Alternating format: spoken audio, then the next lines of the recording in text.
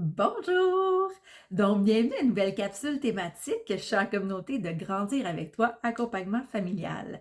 Aujourd'hui, le sujet de la capsule thématique, c'est le triangle des solutions. Un terme que j'ai moi-même trouvé par rapport aux trois mots qu'on va prendre le temps de regarder ensemble aujourd'hui. Les trois mots sont s'arrêter, observer et choisir. Donc, grandir avec toi, accompagnement familial, ça le dit dans le nom. Donc, c'est de l'accompagnement avec la famille, donc petits et grands. Le but, c'est d'aider la famille à créer ou retrouver l'harmonie. Donc, l'harmonie, j'ai fait d'ailleurs une capsule à ce sujet, là, si vous voulez aller la consulter. Quand je dis petits et grands, donc ça peut être famille avec des grands-enfants, des petits-enfants, des grands-parents, etc. C'est un peu pour tout le monde. Donc, le sujet d'aujourd'hui, comme je le mentionnais précédemment, c'est le triangle des solutions. Donc, ça nous arrive tous des fois de vivre des problèmes et de ne pas savoir quoi faire dans la situation. Avec les outils que je vais vous donner aujourd'hui, c'est sûr que ça va vous donner une bonne base pour trouver des solutions à vos problèmes. Par contre, moi, ce que j'aime bien aussi mentionner aux gens, c'est que des fois, la solution, elle ne viendra pas là. Des fois, il n'y en a pas sur le moment des solutions, puis c'est le temps, malheureusement ou heureusement, ça dépend toujours de la situation, qui va faire en sorte que la solution va arriver. Donc, malgré les bons trucs que je vais vous donner aujourd'hui, ça se pourrait peut-être que ça ne fonctionne pas parce que la solution n'est pas là présentement. Donc, ces trois mots-là, je les ai utilisés souvent en intervention parce que, comme vous savez, là, moi, je dis que je suis une intervenante retraitée parce que je me suis recyclée dans un autre domaine, mais reste quand même que j'ai toujours l'intervenante dans mon cœur. Après 16 longues années, c'est certain que ça va toujours rester là. Donc, souvent, je travaillais dans le temps avec les familles, donc souvent avec les familles, ce que je leur nommais, c'est ces trois mots-là, s'arrêter, observer et choisir. Lorsqu'on vit un problème, ce qui se passe, c'est que le problème, généralement, il est collé à notre visage. Donc, si j'ai un texte, prenez une feuille, prenez un livre, mettez-le collé sur vos yeux et essayez de faire la lecture. Est-ce que c'est facile de lire les mots? Non. Donc, le problème est collé à notre visage, ce qui fait en sorte que c'est dur de prendre un recul pour mieux observer ce problème-là. Donc, à la base, le premier mot, s'arrêter, c'est qu'on doit s'arrêter. Donc, redevenir dans le ici, maintenant, dans le présent. Prendre conscience qu'il y a quelque chose qui ne fonctionne pas, prendre conscience que je ne suis pas bien dans une situation, prendre conscience que j'ai besoin d'un changement, prendre conscience qu'il y a un problème. Donc, c'est ça, s'arrêter. Être ici maintenant, c'est retrouver le moment présent. Donc, vous allez peut-être me dire, oui, mais c'est beau, retrouver le moment présent, comment on fait ça? Je vous ferai une capsule éventuellement. Donc, sur le moment présent.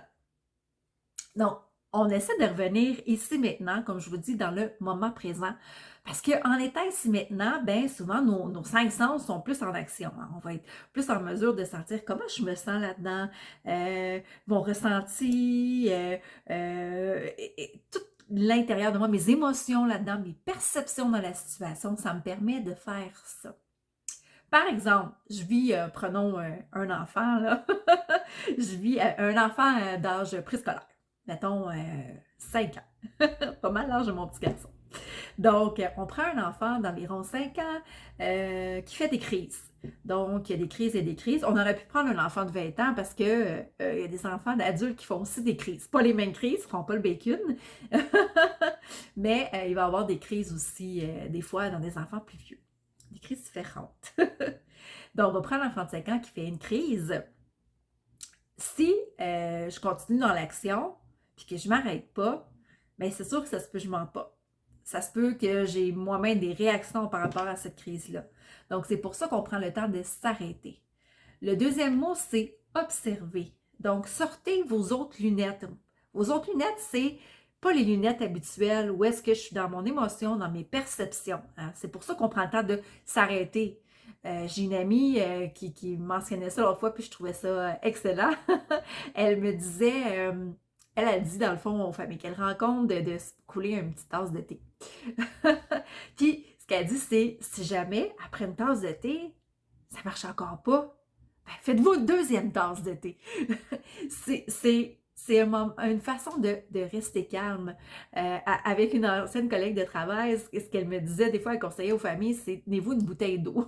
Donc, quand ça va pas, quand l'émotion monte, puis que vous dites, il faudrait que je m'arrête dans la situation, prenez une gorgée d'eau au lieu que votre pas de filtre soit présent et que là, vous mentionnez tout ce qui vous passe par la tête, qui n'est pas très une bonne idée. Donc, c'est des petits trucs comme ça pour s'arrêter. Ça peut être de prendre un bain, ça peut être d'écrire dans un journal, mais prendre le temps de s'arrêter. La deuxième chose, c'est observer. Donc, ce que je vous dis, c'est de changer vos lunettes. Donc, vous ne pouvez pas avoir des lunettes d'intervenant, c'est pas ça votre rôle, vous êtes parent. Ou vous êtes quelqu'un de l'entourage, mais vous faites partie d'une famille. Donc, on change nos lunettes. Ce que ça veut dire, c'est que je m'arrête et je prends un recul à la situation. N'oubliez pas mon livre que j'ai collé dans le visage. Si je le garde toujours comme ça, je ne verrai pas ce qui est écrit. Si je le recule, je vais finir, plus que je vais le reculer, donc plus je vais observer et m'arrêter, plus je vais voir ce qui est écrit et je vais pouvoir analyser ce qui est dans mon livre d'une autre façon. Donc, prenez le temps d'observer. Mon enfant de 5 ans, je reviens à l'enfant de 5 ans, fait des crises. Donc, je m'arrête, je me calme et là, je me mets à observer. Je peux avoir un cahier dans lequel je vais écrire qui va m'aider à contenir mes informations et mes observations. Donc, ça peut être, quand est-ce qu'il fait des crises? Est-ce que ça se produit toujours dans les mêmes moments? Est-ce que c'est quand on lui dit non? Est-ce que c'est quand il est fatigué? Est-ce que c'est quand il le fait? Est-ce que c'est quand il est émotif? Donc, c'est là qu'on dit observer. Donc, j'observe ce qui se passe selon la situation, selon ce que je vais observer. Puis ça peut être long, observer, là. Observer, c'est pas nécessairement une journée ou deux. Ça peut être, mon enfant fait des crises une fois par 2 semaines. Mais une fois par 2 semaines, mais des grosses crises. Puis je ne comprends pas ce qui se passe avec lui. Donc, ce que je fais, c'est que j'observe et je prends des notes. Éventuellement, lorsque je vais avoir assez d'informations pour comprendre ce qui se passe, parce que je change mes lunettes, donc je vais essayer de comprendre. C'est là que vous pouvez aller chercher aussi de l'aide pour vous aider à comprendre, parce que des fois, quand on est collé, comme je vous dis, dans la situation, c'est dur de prendre ce recul-là et de bien observer et analyser ce qui se passe. Vous n'êtes pas des intervenants. Même moi, qui est intervenante, j'ai parfois besoin d'aide. Je vais chercher des outils, je vais consulter des gens qui peuvent m'aider lorsqu'il se passe des situations où je ne sais pas quoi faire parce que j'ai besoin de d'autres lunettes, de d'autres personnes qui vont m'aider à observer la situation. Une fois que je me suis arrêtée, une fois que j'ai observé, maintenant c'est au moment de choisir. Donc, si mon enfant, par exemple, fait des crises lorsqu'il est fatigué, eh bien, peut-être que j'ai observé, c'est quand qu'il est fatigué. Est-ce qu'il est fatigué le soir? Est-ce qu'il est fatigué le matin? Est-ce que j'ai coupé les siestes où il fait des moins longues siestes? Est-ce que dernièrement, on se couche plus tard?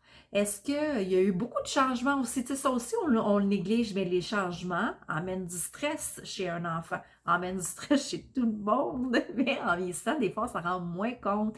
Mais chez un enfant, tout ce qui est changement, là, aussi simple que la semaine de relâche s'en vient début mars. Donc, vos enfants, ça se peut que quelques jours avant la semaine de relâche soient tannants. Parce que là, ils ont hâte. Hein? Ils n'écoutent pas, ne respectent pas les consignes. Puis ça se peut que même durant la semaine de relâche, il y ait des situations, des crises, justement, comme je vous parlais tantôt, qu'il y en ait plus fréquemment dans la semaine de relâche parce qu'on vient de changer leur routine.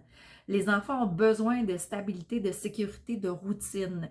Donc, si je viens perturber tout ça, bien, ça va faire augmenter leur stress, puis ça peut amener des comportements. Donc, si mon enfant est moindrement émotif et que lorsqu'il vit une émotion, il fait plus de crises, parce que aussi peut-être qu'il est plus fatigué, parce que mon enfant se couche plus tard, on est en vacances, etc., bien, ça peut amener ça.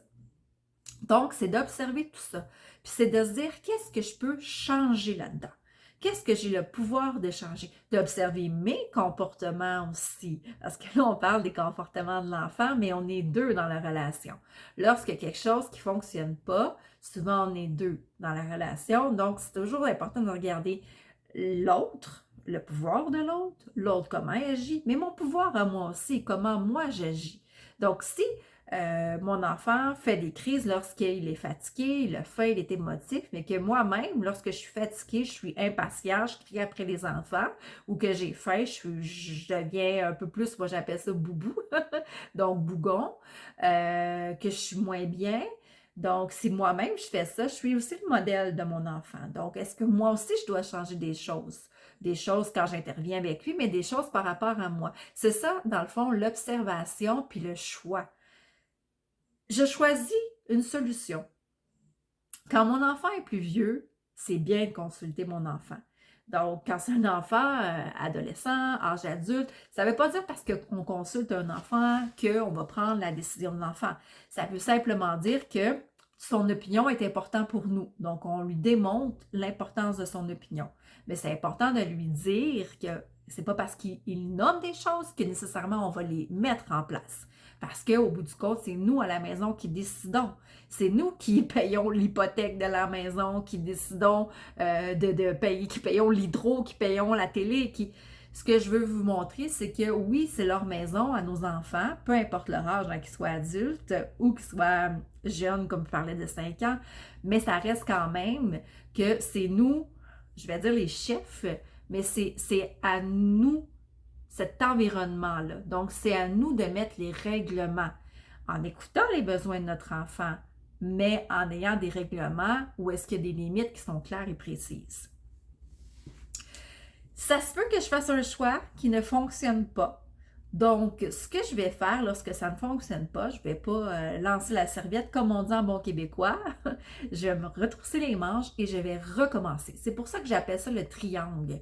C'est que des fois, je peux revenir en arrière, mais des fois, souvent, ça va être bon de recommencer le processus.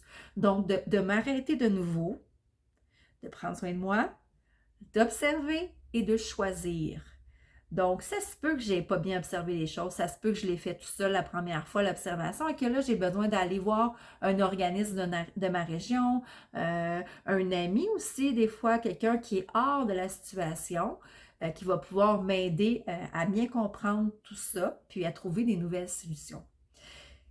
Résoudre un problème, malheureusement, heureusement, je ne sais pas comment vous le dire, peut-être malheureusement, mais c'est du essai-erreur. Donc, on doit essayer des choses, les maintenir un bout de temps, se retenir ça, maintenir. C'est pas parce que je mets une nouvelle chose, on va en parler éventuellement des limites, c'est pas parce que je mets une nouvelle chose en place, une nouvelle limite en place, que c'est pas la bonne limite. Oui, quand je remets des limites en place, il va y avoir des réactions chez mon entourage. C'est tout à fait normal parce que je ne réponds plus aux besoins que mon entourage aimerait que je réponde. Donc, ça se pourrait. Et comme je vous dis, on va en reparler dans une autre capsule des limites avec les gens autour de nous. Ça fait le tour pour moi pour le triangle des solutions. Ce que je vais faire, c'est que là, je vous laisse avec la capsule, mais demain, je vais vous mettre sur la page de Grandir avec toi, accompagnement familial. Je vais vous mettre une image que si vous le désirez utiliser, que ce soit parce que vous êtes intervenant, intervenante, que vous êtes parent ou peu importe, que vous avez le goût de l'utiliser, bien, vous pourrez utiliser cette image-là qui explique en fait très clairement par des dessins les 3 étapes. Qui est à s'arrêter, observer et choisir. L'important, c'est de retenir les 3 mots. Vous n'avez pas besoin de retenir toute mon explication. Si jamais vous réécouterez la capsule, si vous avez des questions, gênez-vous pas, vous pouvez m'écrire en privé. Moi, je peux répondre à vos questions puis regarder tout ça avec vous. Donc, je vous souhaite une excellente journée, puis on se revoit très bientôt pour une autre capsule sur la page Grandir avec toi, accompagnement familial. Bonne journée!